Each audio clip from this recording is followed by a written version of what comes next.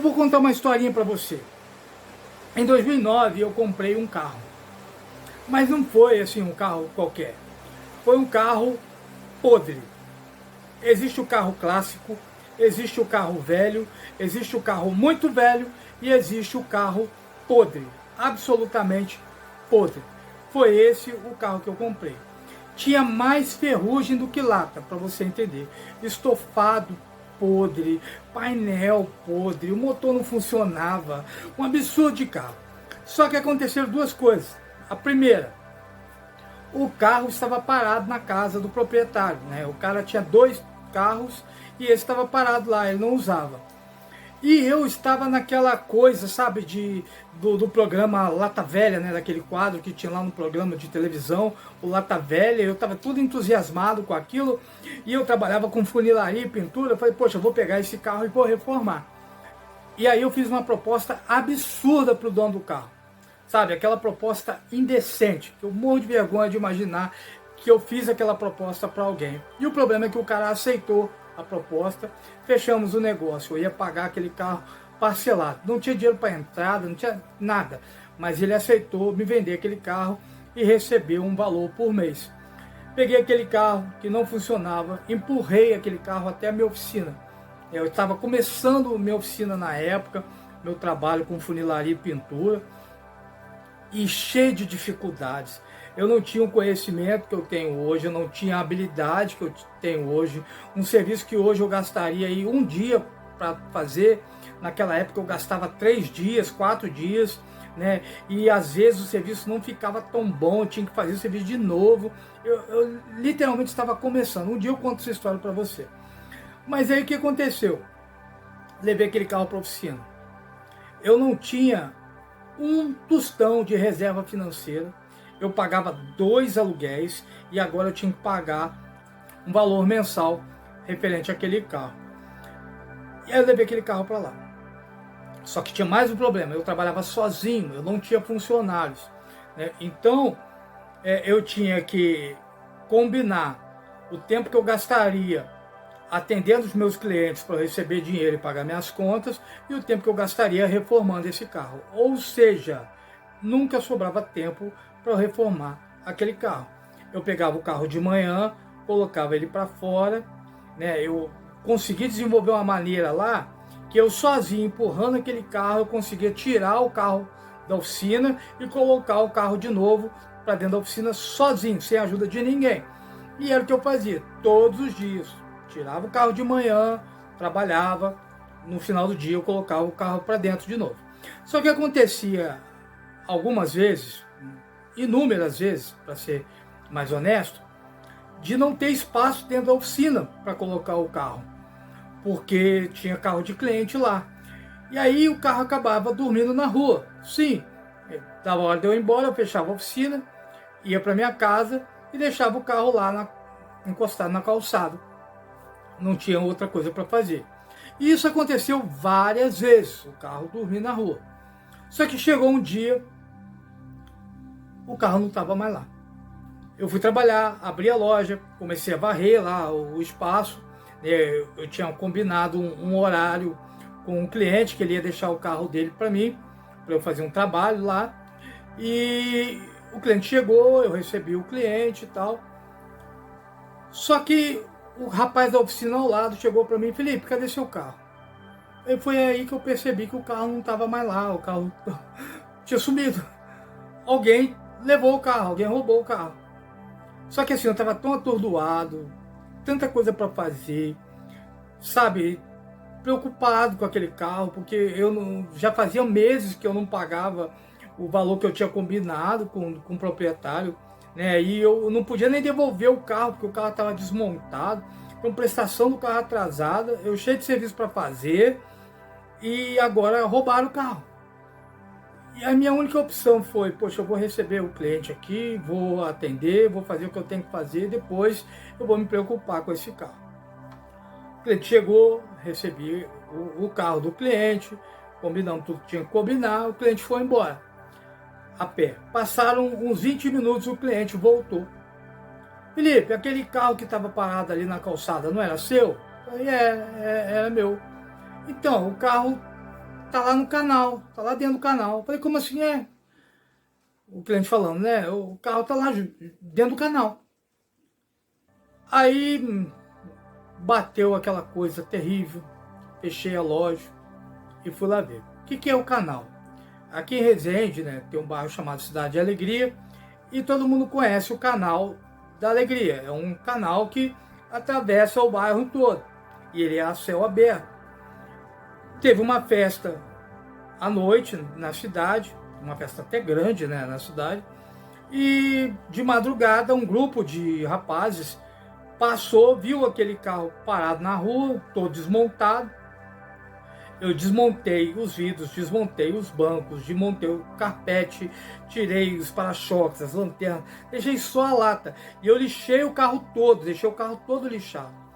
E o pessoal viu aquele carro naquela condição e de zoeira, simplesmente de zoeira. Pegaram o carro, empurraram ele até o canal e jogaram lá dentro. E aí eu chego, tá lá o carro, jogado assim, de ponta cabeça, dentro do canal. E fiquei sem saber o que fazer. Até que passou um amigo meu, me viu naquela situação e chamou um outro amigo dele, que tinha uma carreta.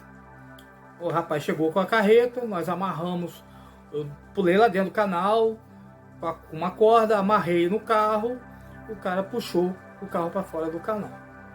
E vai eu empurrando aquele carro de volta para a oficina, desmontado, todo lixado, na lata, só que agora estava com a longarina toda amassada, o painel dianteiro todo amassado, o capô todo amassado e um cheiro insuportável de esgoto. Era essa a situação. Levei o carro para dentro da oficina e volta aquela rotina. Coloca o carro para fora, coloca o carro para dentro, tem dia que não dá para colocar para dentro, o carro fica do lado de fora. E ficou assim mais alguns meses nessa situação. Lembrando que a prestação do carro estava atrasada. Eu não estava pagando o carro porque não tinha dinheiro para pagar. E não podia devolver o carro porque o carro estava todo desmontado. Uma situação super vergonhosa. Mas e o que aconteceu? Passaram alguns meses, cheguei eu na oficina para trabalhar e mais uma vez, cadê o carro? O carro sumiu novamente. A única coisa que eu podia fazer era terminar de resolver o que eu tinha que resolver para depois me preocupar com isso.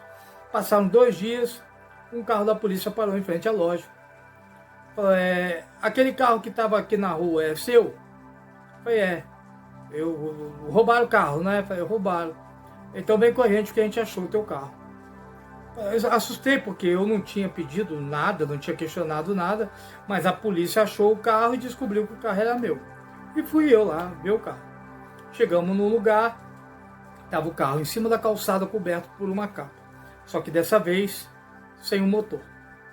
E leva eu de volta aquela carcaça para a oficina, desmontado, lixado, fedendo esgoto e sem motor. Para resumir a história, eu consegui pagar aquele carro, sabe? Fui lá, paguei o moço e consegui me livrar daquele carro. Eu me livrei, eu não ganhei nada naquele carro, eu apenas me livrei daquela carcaça, daquele problema tudo. Eu não tinha tempo para mexer nele, não ia ter condições de reformar, então eu simplesmente me livrei daquele carro. E o que eu estou querendo conversar com você através dessa história que eu estou te contando? Planejamento. A falta de planejar, a falta de sentar, ver quanto que eu tenho em caixa, quanto tempo eu vou gastar para fazer essa reforma, quanto de dinheiro eu vou gastar para fazer essa reforma, que horário que eu vou conseguir criar para eu poder me dedicar a essa reforma e conciliar com o meu trabalho. Sabe, essas coisas básicas da vida que a gente ignora. E a grande verdade é, a nossa cultura não nos ensina a planejar as coisas. Por quê? Porque as pessoas pegam lá o texto da Bíblia em que Jesus diz: não se preocupem com o dia de amanhã, porque o dia de amanhã cuidará de si mesmo. Basta a cada dia o seu mal. E as pessoas pegam esse texto para justificar o fato de não planejarem o dia de amanhã. Você está entendendo que existe uma diferença entre se preocupar com o dia de amanhã e planejar o dia de amanhã.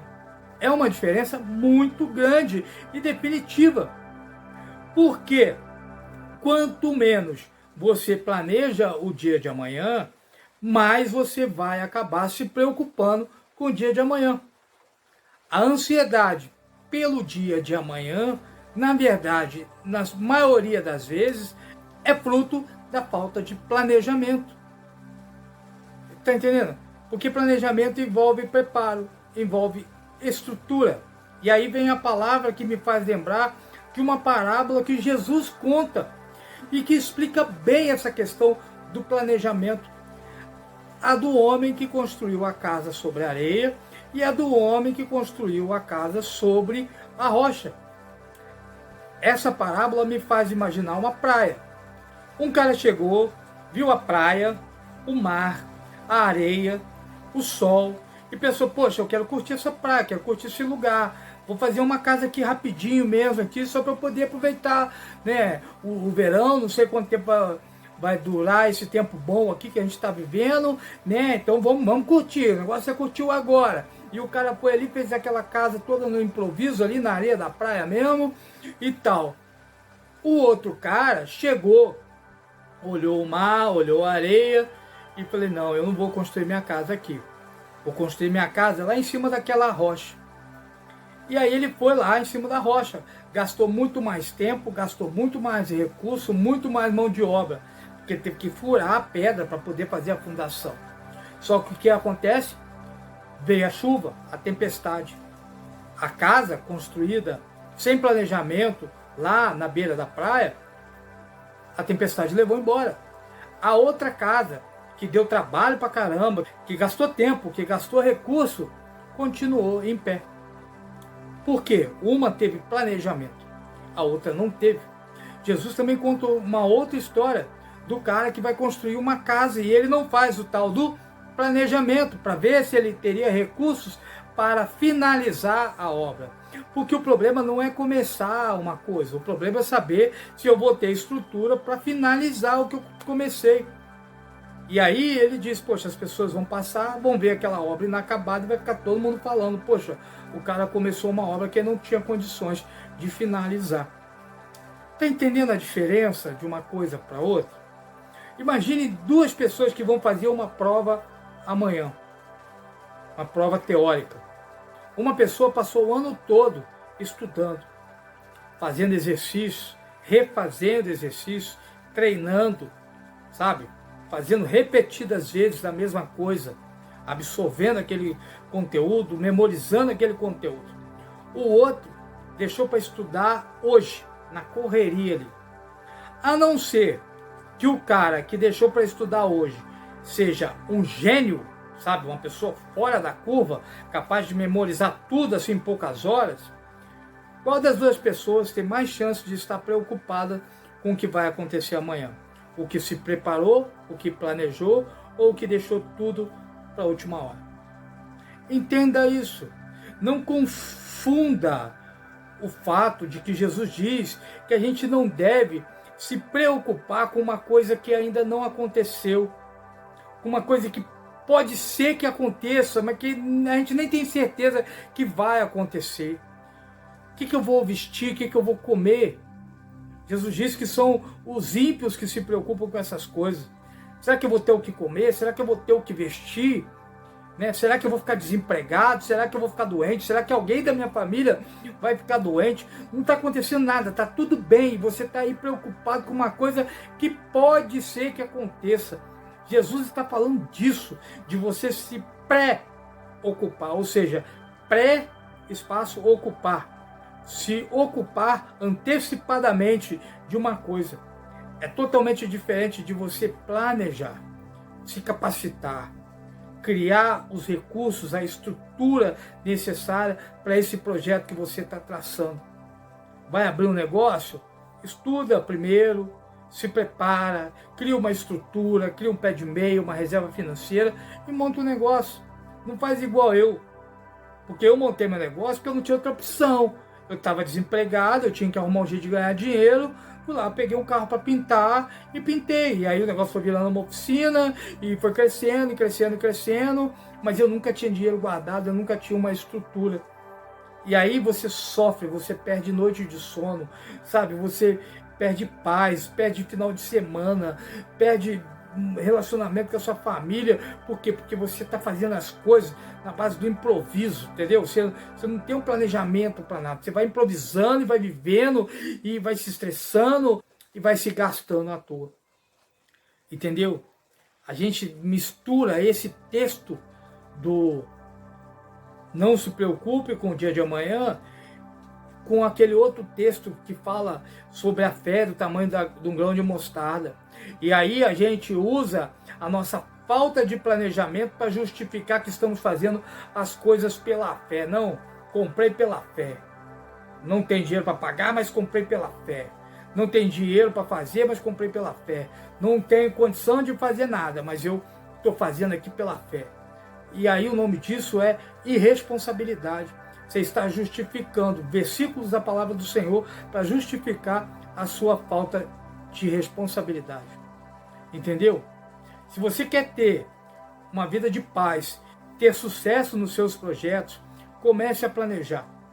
Comece a fazer conta, ver quanto você tem, quanto você pode gastar. Ver se aquilo está dentro do seu orçamento, dentro da sua capacidade. Porque se não tiver dentro da sua capacidade, você não tem que aproveitar a tal da oportunidade. Não, você tem que se capacitar primeiro. Antes de aproveitar a tal da oportunidade, você tem que se preparar primeiro. Porque sucesso não é nada mais, nada menos do que a combinação entre oportunidade e preparo. Quando você consegue juntar essas duas coisas, uma oportunidade que apareceu com um preparo, nossa, cara, vai dar tudo certo, vai ser tremendo, vai ser bênção na sua vida e na vida das pessoas. Se você gostou desse vídeo, compartilha ele com mais alguém. Eu te agradeço por ter ouvido aqui parte da minha vida. Eu tenho outras histórias para contar. Comenta aí se você gosta de ouvir esse tipo de relato que é real, faz parte da minha vida e que eu estou compartilhando com você aqui para que você aprenda com os meus erros e não precise aprender com seus próprios erros. Tá bom? Senhor te abençoe e até o próximo vídeo.